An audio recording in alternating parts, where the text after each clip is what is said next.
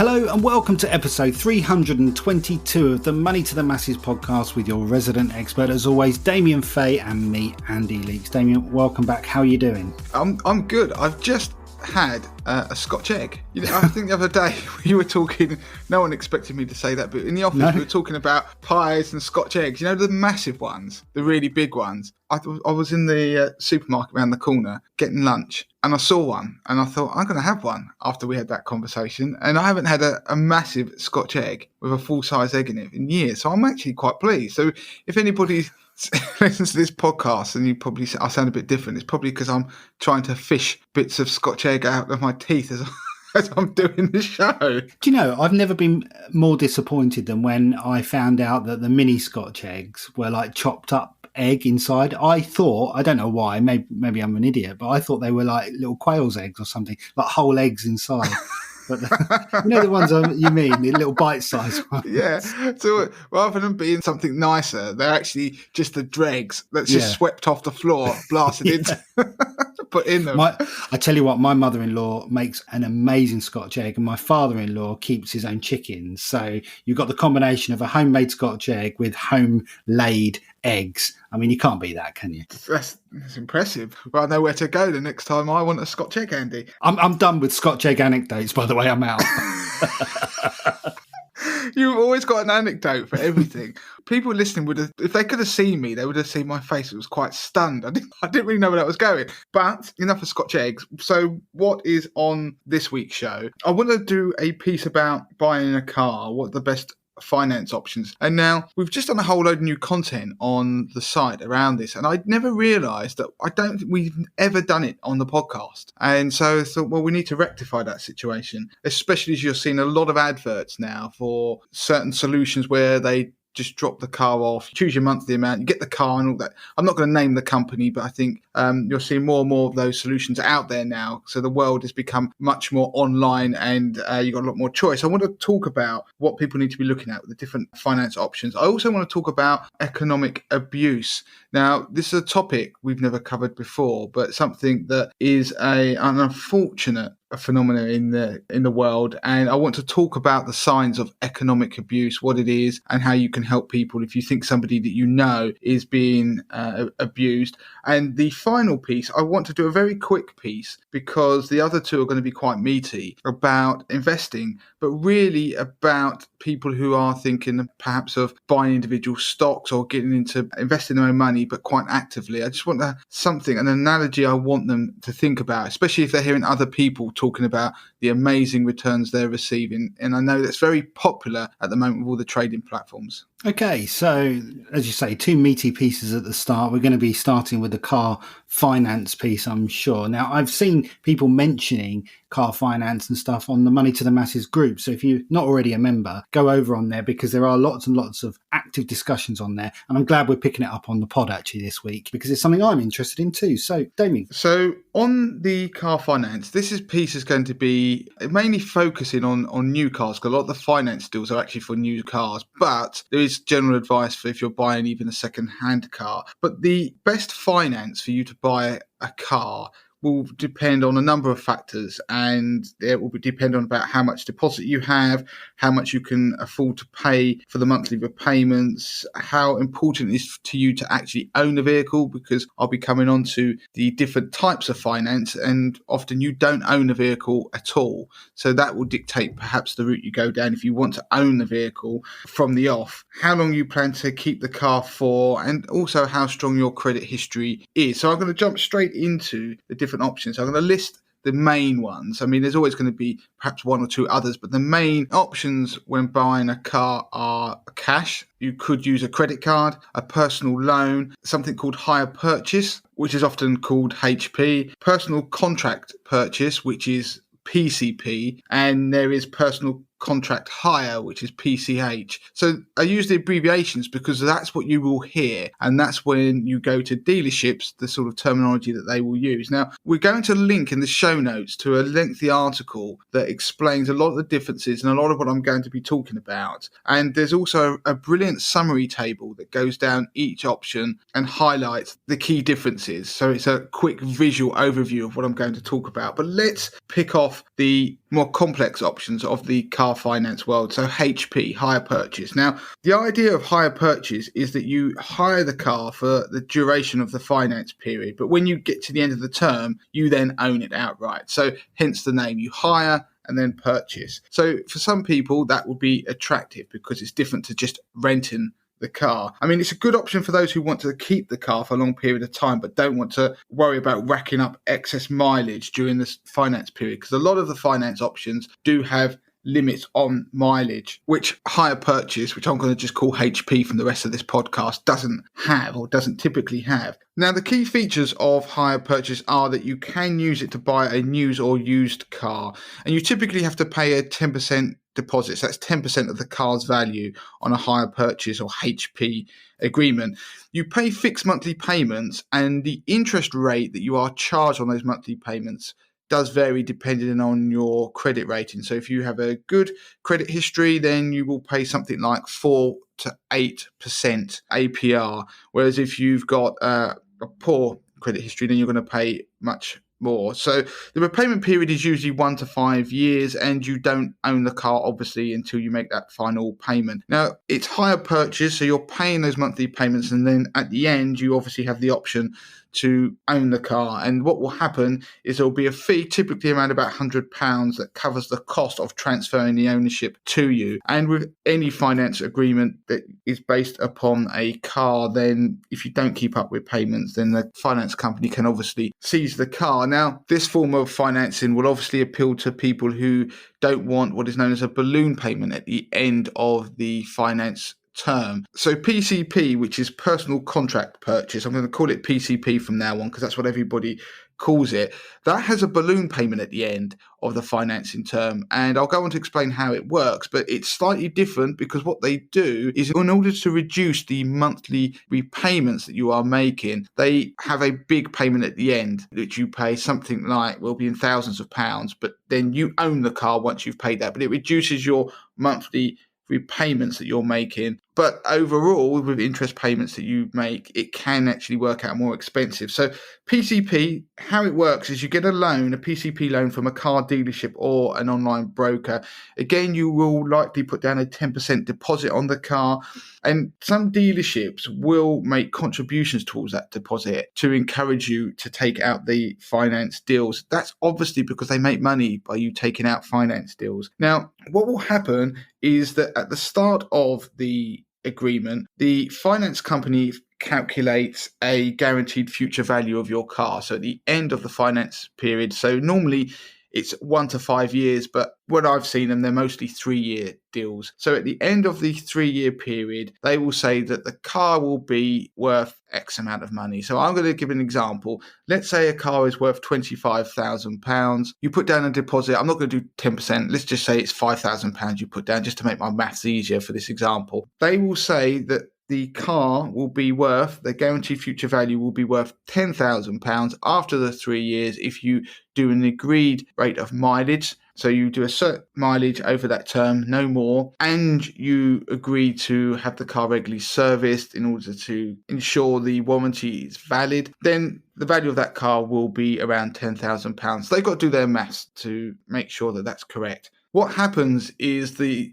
other £10,000, which is effectively the depreciation, you're really financing that through a PCP deal. And what happens, the monthly payments will be slightly lower, typically than a hire purchase deal, but the interest that you pay will be on the full £20,000. Come the end of the 3-year period, on my example, what you have an option. You can give the car back and walk away. So you can just say, I don't want the car anymore. And that can be even if the car's value is less than the agreed £10,000 in my example, because they basically got their maths wrong. That's the car financing company's problem. The alternative you can do is you say, I'm going to pay the balloon payment of £10,000 and then you take ownership of the car. And again, there will be some admin charges to make that happen. So you then have the car, you own it, you can do what you want with it after that point. Or you may have a car that's worth a little bit more than that £10,000 because you haven't done that many mileage, it's well looked after, and in which case you have an equity in that car. And that means that you could then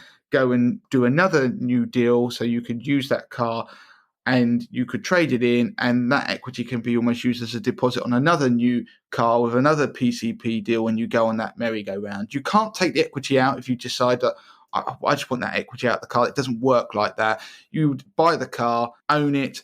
Effectively, if the car was worth 12.5 grand and you bought it with that balloon payment for 10, then really you could go and sell the car privately the next day and take that 2.5 grand equity that way. Of course, reality never quite works like that. Trust me, I know what it's like when you do these PCP deals. So that is obviously attractive for most people. I mean, a lot of people do PCP when they are financing a car, but there are some potential flies in the ointment, because if you do excessive mileage, more than what was stated in the original agreement, then you can face charges for that, and that can be around about 10p per mile. And also, if the car has damage on it, you can find you'll have to pay charges for that at the end of the finance term. So there are some potential issues towards the end of the agreement, so bear that in mind. But do make sure if you do a PCP deal that you know what the T's and C's are. I know people who've fallen foul of the agreements that are in that PCP deal. One of the biggest ones is the warranty. So in order to ensure that you adhere to that deal and you get that guaranteed future value of the car, then a lot of them will put in there that you've got to have the car serviced every year. And if you don't, you miss it, then when you get to the end of the agreement, you're going to have a bit of a problem, trust me. So make sure you know what you're signing up to, what your part of the bargain is, what the mileage you've got to do, any servicing, etc., and make sure you stick to it. Otherwise, as I say, when you get to the end of the deal, you are going to potentially have some issues when it comes to your options. So the third option you might get if you go to a dealership, for example, is something called a personal contract hire, PCH. And that's basically car leasing. So it's a form of long-term car rentals. You don't own the car at any point, and you will walk away from it at the end of the agreed time period. I mean, the appeal of PCH is maintenance costs such as servicing and replacing parts are usually included in the deal. Sometimes you can have road tax included in the monthly payment. So it's a completely different type of deal to the others, where the others are finance agreements that mean that you can at some point own the car. This is different. So you won't own the car. The monthly costs are determined by the car you choose and the maximum amount of mileage you say you're going to do. The finance deals are usually 2 to 4 years. And one thing to bear in mind, when you return the car at the end, they do inspect it and they will expect you to pay for any damages or excess mileage. And on that, actually, Damien, where you say you don't own the car at the end, there is a sort of a convoluted way in which you can own the car at the end of a PCH deal. I know from personal experience from a friend that was leasing a car, and there was an option to buy the car at the end, but the person who was leasing the car couldn't buy the car. It had to be bought by someone else, and it's to do with complex VAT issues. But there is an option there. Essentially, the ownership would have to pass to someone else before it then passes back to you. So it's a very convoluted route. Yeah, so that is interesting that you have that ability, but as you say, it's a slightly around the houses method, and it's not really what the thing's designed to do. But exactly, it's a great point, because if people out there may actually have a car they're leasing and realise that there is this alternative option. So going back to the other options, you could buy a car with cash. You could use a credit card. So if there was a 0% purchase credit card that you had, you could use that to buy a car. Now, obviously, you benefit from the Section 75 protection under the Consumer Credit Act if you buy something with a credit card, which has a benefit, even if you only pay for part of the car using the credit card, as long as that's above £100. The other alternative is to use a personal loan. So you could get out a loan of some kind, an unsecured loan, and use that to buy a car. But one thing to mention is you would forego that consumer protection, because you are effectively borrowing money, and then you're going to use that money to go and buy a car, which you would be doing with cash. So there's not the recourse that you have if you bought with a credit card or if you bought under a HP or PCP arrangement. So let me just quickly summarize, because there's been a lot of ground I covered there. So you could buy with cash, credit card, personal loan, hire purchase, PCP or PCH. Now, if you don't want to have to put down a deposit, then the option is really going to be cash, credit card, or personal loan if you want to buy one. Because usually under the HP, PCP, and PCH route, you usually have to put down some kind of deposit. If you don't want some kind of mileage limit on the car, so which you would, if you breached it, you then start to incur penalties, then hire purchase would be a possibility along with the cash, credit card, and personal loan options. Obviously, PCP, because of the way we talked about the value of the car in the future, that starts to impact that. So there are mileage limits. And it's the same thing with PCH, because in theory, you're meant to give the car back at the end and they want something that's not been driven to the moon and back. If you don't want to do a balloon payment, then PCP is not for you, because you're going to end up having to make a big balloon payment at the end. Otherwise, you have to try and get on another merry-go-round of PCP deal, which usually means you've got to have another kind of deposit as well, depending on what the value of the car that you've just taken back is. So it normally means you end up having to do the whole thing again, or you just walk away. And under all of the PCP, HP, and PCH, the payment is secured on the car. Obviously, if you're using cash, credit card, and personal loans, they're not. And it's only with those last three, cash, credit card, and personal loan, that you own the car effectively while you're driving it. On the other types of financing and rental of the car, you only own the car after all the payments have been made on a hire purchase. On a PCP contract, you don't unless you make the balloon payment at the end. And obviously, on the personal contract hire, PCH, you never own it because you're effectively leasing it. Now, before we wrap this one up, I know there'll be people thinking, what about those 0% finance deals you see advertised? Now, it is possible to get those, but you will normally have to pay out a large deposit. And if you use something like that on a PCP deal, then what that will mean is the monthly payments might be interest free, but you're still likely to have to pay a large balloon payment at the end if you want to keep the car. So it's kind of swings and roundabouts. The headline attraction of the 0% can be almost factored in somewhere else in the deal, so they're not really losing out. Also, those kind of 0% deals are normally only available on new cars, so you're going to get a hit with the car when you drive it off the forecourt, because obviously cars depreciate immediately once you drive off the forecourt. And also with the 0% deals, it's difficult to negotiate on the price of the car because the incentive is the 0% finance deal. So you're not likely to be able to haggle. So if you want to haggle, then you're probably going to have to try and do that without a 0% deal, unless you're a very good haggler. But you may be able to do it if you're paying in cash or using some of the financing methods. So that's the general answer of how you can finance a car. If you've got poor credit, then you probably are going to struggle with getting some of the financing options I mentioned. Or you might end up paying a higher APR on personal loans, for example. So you can go down the route of looking at secured loans and things like that. But while you may get a lower interest rate, it's paid over a longer period of time, so it can actually work out more expensive. And again, that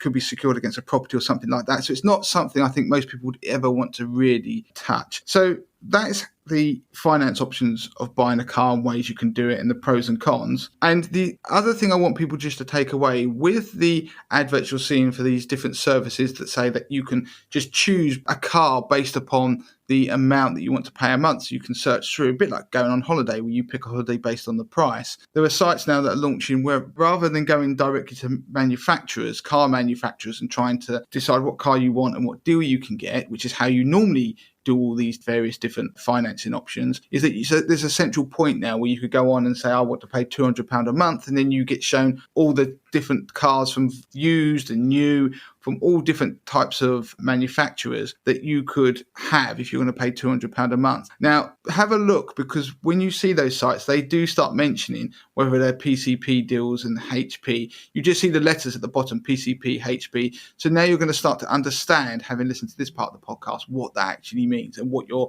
getting yourself into. Okay, moving on to the next piece. And you're going to be talking, Damien, about economic abuse, what it is, and what people who are stuck in that situation, what they can potentially do about it. Yeah, so this piece is an important piece because there are a lot of people out there who are suffering economic abuse at home. And the reason I want to do it is because one of the things that people have to realise is they're not alone. And I also want to mention some of the signs of economic abuse that they can look out perhaps on their own relationships themselves, but more importantly for people they may know and who may be stuck in that situation. Now, there is a website called survivingeconomicabuse.org, which has a lot of great content on regarding this, and their definition of what economic abuse is that the abusers may interfere, whether that's through restriction, exploitation and sabotage, with their partner's access to money and finances, as well as the things that money can buy, such as food, clothing, transportation, and somewhere to live. And that's economic abuse is designed to limit someone's freedom. And of course, that can create an economic instability or make one partner dependent on the other, which can prevent victims from leaving and rebuilding their lives. So that's their broad definition. But I'm going to go through some of the things to look out for. They asked a load of people who had suffered economic abuse for their tips for other people and what the signs are. But just to put this into context, 16% of UK adults, that's 8.7 million people, are victims of economic abuse. And of the people they surveyed, 39% said they'd experienced behaviours associated with economic abuse, but didn't actually say they were victims themselves. They didn't class themselves as victims, but they recognised some of the behaviours and they'd experienced that at the hands of somebody else. Now I'm going to go through some of the warning signs, and this is by no means a complete list, but it's some of the ones that have been highlighted. For example, not having enough money, and that can mean where you see somebody who's a friend who may be always leaving their purse or wallet at home, and they always seem to do that, or they're asking to borrow money to pay bills or for other essential items, or they're always short of food. It could also be somebody where their joint finances are seemingly causing problems, so they appear to be in some kind of conflict with a partner over money or earnings or savings, and you see that frequently. Or the person doesn't seem to have access to the joint bank account, so they can't go and see it, what's in it. They don't know how to access it or can't access it. Or that, for example, their wages or benefits could be paid directly into their partner's bank account, so thereby restricting their access to the money that technically is rightfully theirs. And it can even go as far as shopping habits. So somebody's always using cash and not a card. So they've been given cash that almost they're allowed to have because they're being controlled, and they use that to buy things. But they're also, it could be something like they're seeking their partner's permission before making purchases in the shops. Or they're always saying things like, he or she won't let me spend money on such and such. And so that is a warning signs that somebody could be suffering from economic abuse. And there could be a notable contrast in their spending habits and lifestyle compared to their partners. So you could have the person who's the victim seemingly scrimping and scraping while their partner is going out and buying things that very frivolous cars or whatever. That discrepancy could be another sign. It could be that they're not working, so they've left a job because they actually liked the job, but they were pressured to leave it, perhaps because their partner didn't like it, or the partner expressed a desire for them to not work for whatever reason. It could even be that the person who is the victim has decided they want to work, but their partner is not supporting them to do so, and therefore controlling them and trying to make them dependent upon the abuser. The other thing you could see is people not socialising, so making excuses not to join friends for coffees or meals out, or working hard and looking after the children while the partner is out all the time.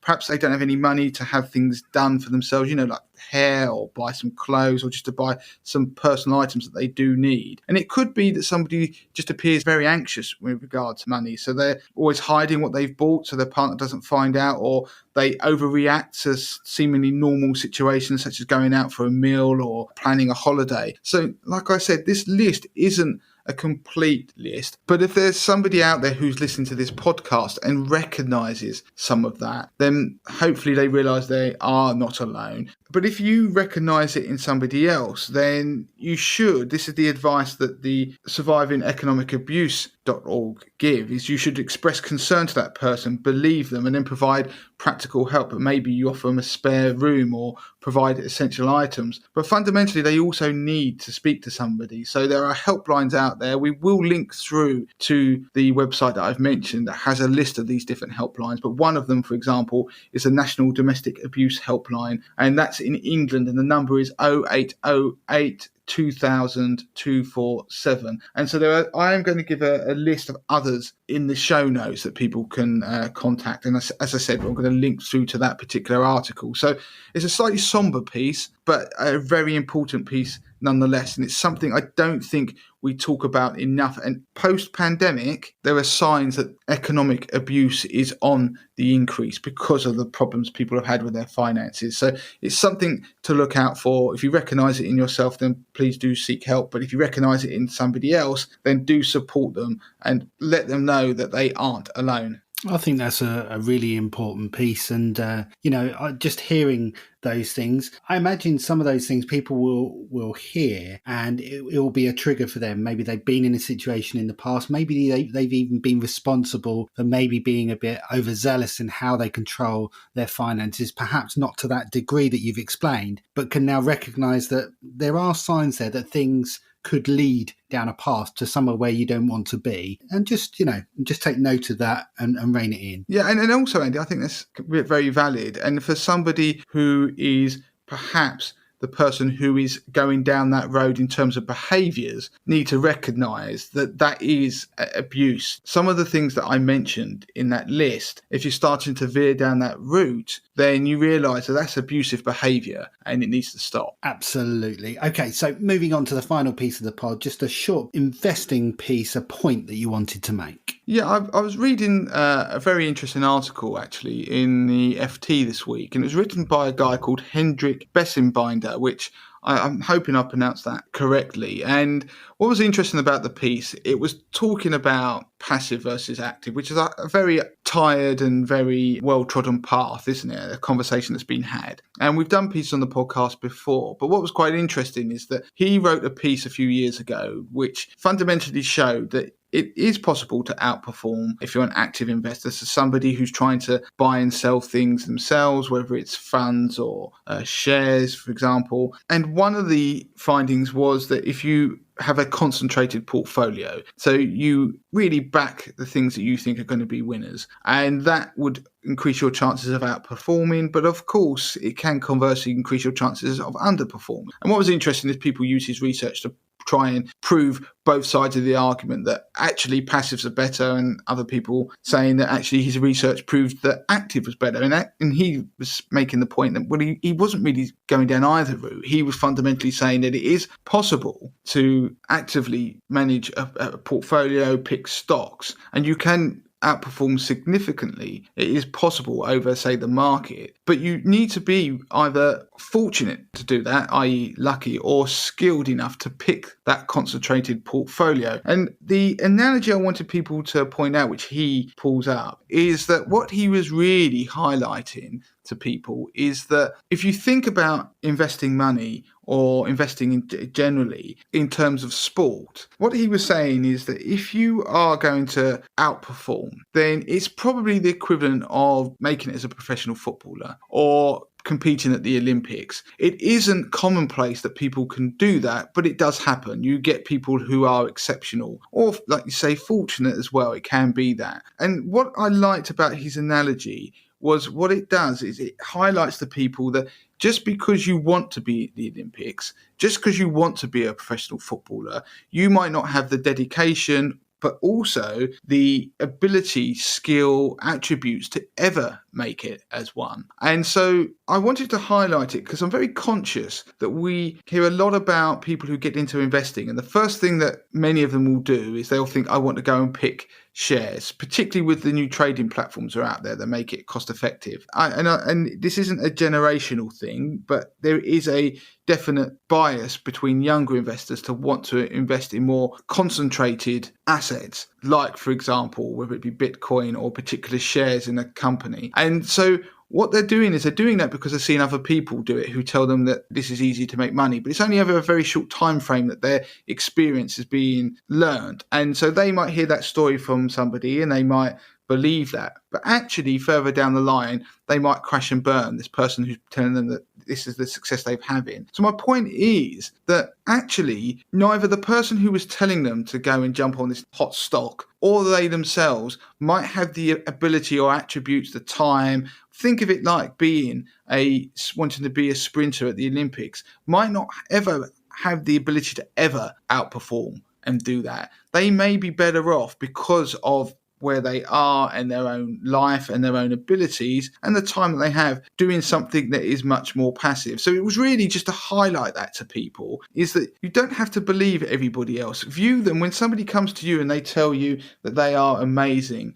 And how long is their track record for outperforming? But more importantly, view it through that sort of lens that person's coming up to you and saying, I'm going to run the 100 meters final in the Olympics. If someone came up to you and said that in the pub, you'd look at them if they were mad and, well, you're not going to because you're not a sprinter, look at you. And there is a comparison with investing. The difference is obviously there isn't a physical side to it, but there is certainly learned behavior that you've got to have and experience, and you've got to practice at it. And there are lots of stuff out there now that can make it easier for people to be more successful. But the point is, I like the analogy. I think it's not perfect, but it does show as a warning to people that investing isn't a given. Success isn't a given. You're going to have to work at it, whether it's active through funds, whether it's an active process with shares. And you probably are better off sometimes, if you're starting out, just doing a little bit to see if you have got any talent or the time or the inclination to try and make a difference and therefore outperform. In which case, if you haven't,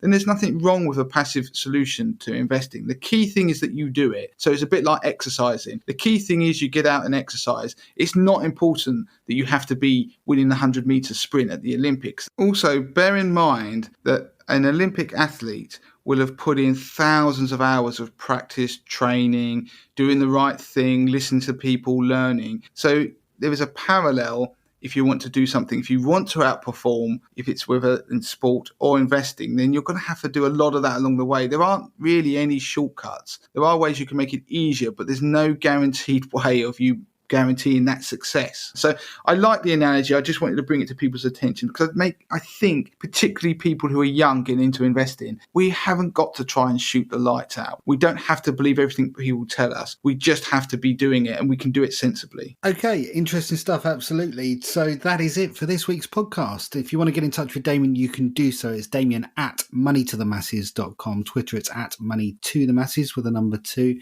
And of course, we're in all the usual places. We are on Instagram. We don't often mention Instagram, but find us over there. We've got the YouTube channel as well. Subscribe to that. And do please review the podcast wherever you download your podcast. Give us a 5-star review and let us know if you've done so, because Damien may well deem that mug worthy, and we'll be sending you out a Money to the Masses, a coveted Money to the Masses mug. Damien, I think we're done. That's it for this week, isn't it? That is it for this week. So until next time. Until next time.